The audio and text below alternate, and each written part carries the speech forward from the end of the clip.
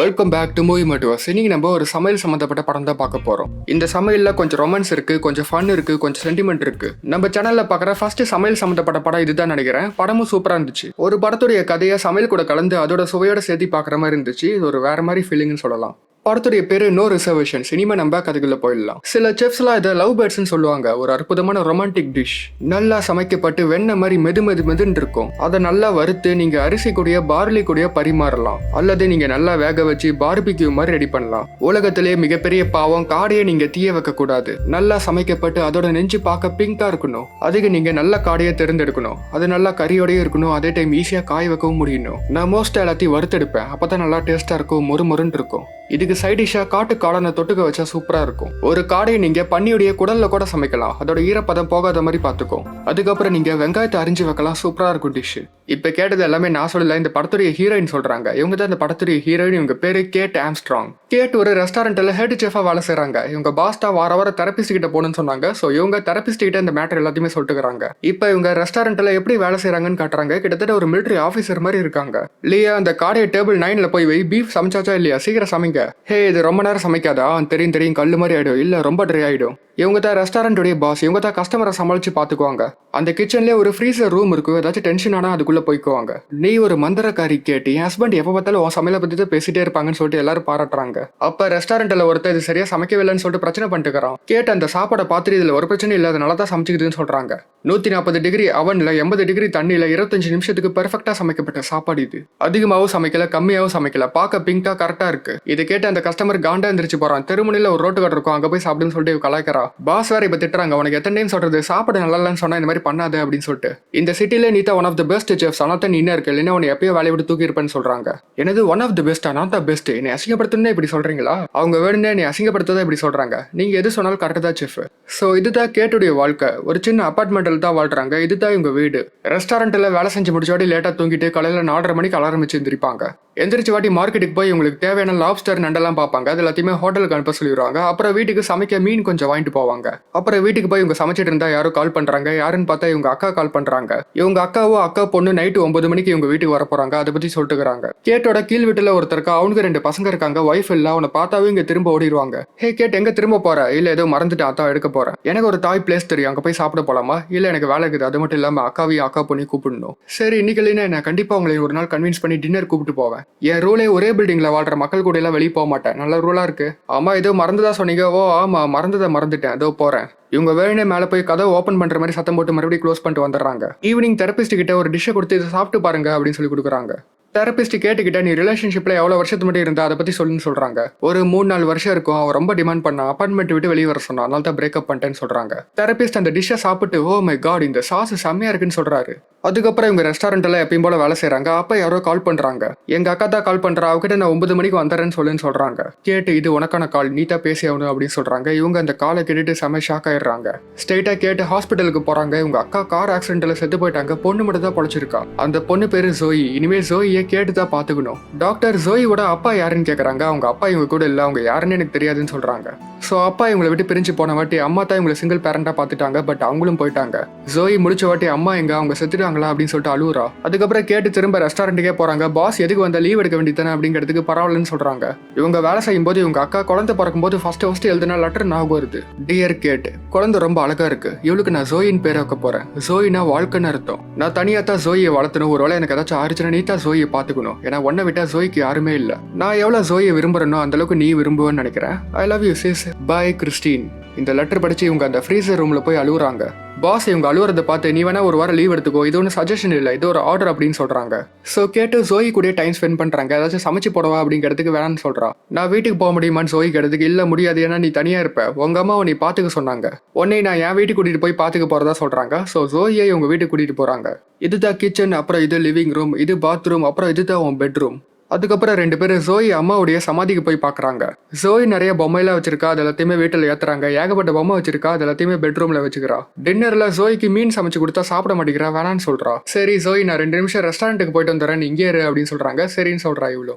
அப்புறம் இந்த ஃபோன் 1 அழுத்தினா என் ஃபோனுக்கு கால் வரும், அப்புறம் 2 அழுத்தினா ரெஸ்டாரண்ட் கால் போகும் அப்படின்னு சொல்லிட்டு கொடுத்துட்டு போறாங்க. ரெஸ்டாரண்ட்டுக்கு உள்ள போய் பார்த்தா ஏதோ பாட்டு சத்தெல்லாம் கேட்குது. வேற ஒருத்தன் உள்ள வேலை செஞ்சுட்டு இருக்கிறான். இவன் தான் இந்த படத்துடைய ஹீரோ, இவன் பேரு நிக்கோலஸ். ஓ, நீங்க தான் ஹெட் செஃபா, நீங்க இந்த சாஃப்ரான் சாஸை எப்படி செஞ்சீங்க, அதோட சீக்கிரட்டை சொல்லுங்கன்னு சொல்லி கேட்கறான். இவனை பார்த்தாவே கேட்டுக்கு செம்ம கடுப்பா இருக்குது. இவன் பாட்டுக்கு பாட்டு பாடிட்டு டான்ஸ் ஆடிட்டு வேலை செய்யறான். பாஸ் கிட்ட என்னை கேட்காம ஏன் இப்படி பண்ணீங்க அப்படிங்கிறதுக்கு அதுக்கு டைம் இல்லை, என் ஃப்ரீயா இருந்தாலும் தான் வேலைக்கு வச்சுட்டேன் அப்படின்னு சொல்றாங்க.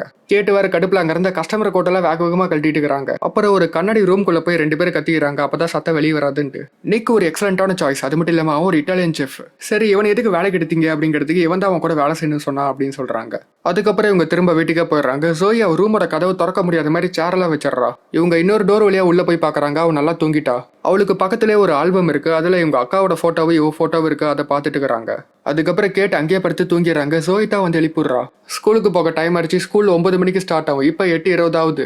கேட்டு டக்குன்னு எந்திரிச்சு ரெடி பண்றாங்க. ஏன்னா ஃபர்ஸ்ட் டே ஸ்கூலுக்கு லேட்டா போக கூடாது. ஜோய் எல்லாமே பக்காவா ரெடி ஆயிட்டா இருக்கிறா. இவங்க தான் வேகமா பல்லு விளக்கிட்டு இருக்காங்க. அப்ப ஜோய் என்னோட ஸ்கார்ஃபை காணும்னு சொல்றா. என்னோட எடுத்துக்கோன்னு சொன்னதுக்கு இல்ல என்னோட தான் வேணும்னு சொல்றா. இவங்களும் வேகமா தேடுறாங்க. ஸ்கார்ஃப் எங்க போச்சுன்ட்டு. இதா இல்ல, இதா இல்ல, இதா ஆமா, சரி வா போலாம். அப்பன்னு பார்த்து யாரோ பெல் அடிக்கிறாங்க. யாருன்னு பார்த்தா கீழே விட்டுக்காரு. அவரு கொஞ்சம் காஃபி கேட்கறாரு. ஹே, உன் பேர் தானே ஜோயி, கேட்டோட அக்கா பொண்ணு. என் பசங்களும் ஒன்ன மாதிரி தான் இருப்பாங்க. வீக்கெண்ட் என் பசங்க கூட தான் நான் இருப்பேன், நீ வா அப்படின்னு சொல்லி கூப்பிடுறாரு. பட் இவ எதுவுமே சொல்ல மாட்டேங்கிறா. அப்புறம் அந்த கீழ் வீட்டுக்காரருக்கு காஃபி கொடுத்துட்டு இவங்க டக்குன்னு ஸ்கூலுக்கு போறாங்க. ஹலோ மிஸ் கேட் ஆம்ஸ்ட்ராங், நான் தான் எலன் பார்க்கர், த பிரின்சிபல். இவத்த ஜோயா, சரி வா கிளாஸுக்கு போலான்னு சொல்லிட்டு கூட்டு போயிடுறாங்க. இப்போ வழக்கம் போல கேட்டு தெரபிஸ்ட் கிட்ட போய் புலம்பிட்டு இருக்காங்க. அந்த பொண்ணு என்ன பண்றது, எதுவுமே சாப்பிட மாட்டேங்கிறா அப்படின்னு சொல்லிட்டு. மேபி ஜோய் அவங்க அம்மா சாப்பாடை மிஸ் பண்றா போல. என் அக்கா சமைக்க மாட்டா, கடையில வாங்கி சூடு பண்ணி தான் தருவா. சரி, நீ என்ன சின்ன வயசுல சாப்பிட்டேன்னு கேட்டதுக்கு அது கொஞ்சம் வித்தியாசமானது. ஏன்னா எங்க அம்மா சூப்பரா சமைப்பாங்க. எங்க அம்மா போன வாட்டி எங்க அப்பா எங்களை ஒழுங்காவே பாத்துக்கல, சாப்பிட கூட வர மாட்டாரு ஒழுங்கா. சரி அதை விடுங்க, அதை பத்தி எதுக்கு பேசிக்கிட்டு. இந்த மாதிரி சின்ன பசங்களுக்கு ஃபிஷ் ஸ்டிக்னா ரொம்ப பிடிக்கும், அதை செஞ்சு கொடு அப்படின்னு தெரபிஸ்ட் சொல்றாரு. அதுக்கப்புறம் ஜோயை ஸ்கூல்ல இருந்து கூட்டிட்டு வராங்க. ஏதாச்சும் இன்ட்ரெஸ்டிங்கா நடந்துச்சா அப்படிங்கிறதுக்கு இல்லங்கிறா. அன்இன்ட்ரெஸ்டிங்கா ஏதாச்சும் இருந்துச்சா அப்படிங்கிறதுக்கு இல்லங்கிறா. டீச்சர் அப்படிங்கிறதுக்கு சொட்டன்னு சொல்றா. வீட்டுக்கு வந்த வாட்டி தெரபிஸ்ட் சொன்ன மாதிரி ஃபிஷ் ஸ்டிக்கை சமைச்சு வைக்கிறாங்க. அப்படியே பேசிக்கிட்டே பிடிச்சி கலர் என்ன அது இதுன்னு கேட்கறாங்க. பட் பொண்ணு வேணா, இப்படி ட்ரை பண்ணாதீங்க அப்படின்னு சொல்றா. ரெஸ்டாரண்ட்டில் கேட் எப்பயும் போல இன்னிலேருந்து வேலை செய்ய போகிறாங்க. ஸோ பொண்ணை பார்த்துக்கிறதுக்கு ஒரு பேபி சிட்டர் அப்பாயின் பண்ணியிருக்காங்க. பட் அந்த பேபி சிட்டரை பார்த்தே ஒரு மாதிரி இருக்குது. ஜோய் கிட்ட இன்னைக்கு நான் ரெஸ்டாரண்ட்டுக்கு போனேன், உனக்கு தனியாக விட்டுட்டு போக முடியாது, அங்கே பாரு அதனால தான் பேபி சிட்டர் அப்பாயின் பண்ணியிருக்கேன், உனக்கு சொல்லிக் கொடுக்க புக்கெல்லாம் எடுத்துகிட்டு வந்திருக்காங்க. இது ஒன்றும் சொல்லிக் கொடுக்குற புக் இல்லை, வைரஸ் பற்றி நான் படிக்க எடுத்துகிட்டு வந்த புக்குன்னு சொல்கிறா அவ. அதுக்கப்புறம் கேட் எப்பயும் போல ரெஸ்டாரண்ட்டுக்கு வேலை செய்ய போயிடறாங்க. அங்கே ஓன பாட்டு தொலையா இருக்குன்னு சொல்லிட்டு அதை ஆஃப் பண்ணிடுறாங்க. நிக்கோலஸ் கேட்டு மாதிரி இல்லை, எல்லாத்துக்கூடி ஜாலியாக பழகிட்டு இருக்கிறான், எல்லாத்துக்கூடி ஈஸியாக ஃப்ரெண்ட் ஆகிட்டான். அதுக்கப்புறம் நிக்கோலஸ் மதியானம் லஞ்ச் ஏதோ நூடுல்ஸ் மாதிரி எல்லாத்துக்கும் சாப்பிட்டு கொடுக்குறான். பட் கேட்டு வேணாங்கிறாங்க. ஏன்னா அவங்க மதியானம் சாப்பிட மாட்டாங்க. என் பாட்டி சாகும்போது இந்த ரெசிபியை கொடுத்தாங்க, உங்களுக்காக தான் அதை சமைச்சேன், ஸோ இதுக்காகவாச்சும் சாப்பிடுங்க அப்படின்னு சொல்கிறான். சரின்ட்டு இவங்களும் சாப்பிட்றாங்க. அம்மா உன் பாட்டி மியாமையில தானே இருக்காங்கன்னு சொல்லி பாஸ் கேட்குறாங்க. என் பாட்டி சாவாங்க தான் நினைச்சேன், பட் சாவல, ஏன்னா இவன் போய் சொல்லிக்கிறான். இதை கேட்டு இவங்க கோவமா எந்திரிச்சு போயிடுறாங்க. ரெஸ்டாரண்ட்டில் என்னென்ன சமைக்கணுமோ அந்த லிஸ்ட்டை பாதியாக கிழிச்சு, இந்த பாதி நீ சம, மீதி நான் சமைக்கிறேன், என் வழியில் வந்துடாதுன்னு சொல்லிடுறாங்க. ஸோ வேலையை நல்லா போகுது, சமையலும் சமைய போகுது. இவனை பார்த்துட்டே இருக்கிறாங்க அப்பப்போ. ஏன்னா இவன் மேலே லைட்டாக பொறாமையாகவும் இருக்குது. அப்பப்போ வகை வகை டிஷ்ஷெல்லாம் காமிக்கிறாங்க, அதெல்லாம் சூப்பராக இருக்குது. நிற்க வேற அப்பப்போ நடுவில் வந்துட்டே இருக்கிறான், தொல்லையா இருக்குது. உங்ககிட்ட ஒன்று நான் கேட்கட்டுமா? கேளு, நானும் சொல்லித்தானே ஆகணும், வேற வழி இல்லை. எங்கேருந்து இந்த மாதிரி சூப்பராக சமைக்க கற்றுக்கிட்டீங்க? எங்கள் அம்மா கிட்ட இருந்து. ஓ அப்படியா, நீங்கள் சமைக்கிறத பார்த்தா நான் கூட ஏதோ பெரிய பெரிய படிப்புலாம் படிச்சுட்டு வந்திருப்பீங்க அப்படின்னு நினச்சேன்.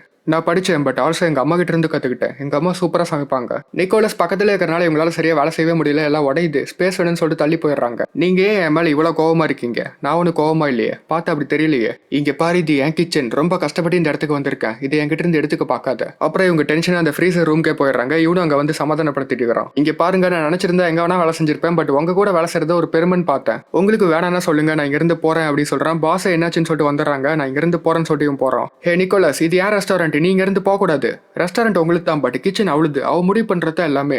கேட்டு வர வழி இல்லாம நீ இங்கே இரு அப்படின்னு சொல்லிடுறாங்க. அதுக்கு ஏன் துண்டை எரிச்சிட்டு இருக்கீங்க, அதை முதல்ல அமைங்கன்னு சொல்லிட்டு போறான். வேலையை முடிச்சுட்டு வீட்டுக்கு வந்து பார்த்தா பேபி சிட்டர் எப்போ கிளம்பிட்டா, பொண்ணு பெட் கடையில் விளையாண்டு இருக்கிறா. எனக்கு ஒரு யோசனை இருக்குது, பேசாம நீ என் கூட ரெஸ்டாரண்ட்டுக்கு வந்துரு அப்படின்னு சொல்லிடுறாங்க. ஸோ இவளே ரெஸ்டாரண்ட் கூட்டிட்டு போறாங்க.